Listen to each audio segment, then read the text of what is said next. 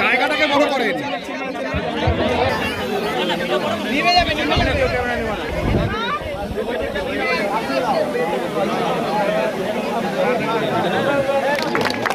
মোবাইলটা সরান দাদা।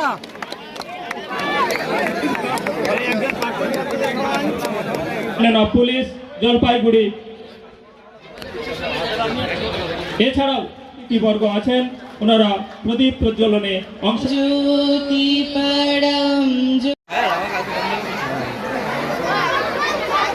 হ্যাঁ ওইদিকে প্রোগ্রামটা একটু যদি বলেন স্যার।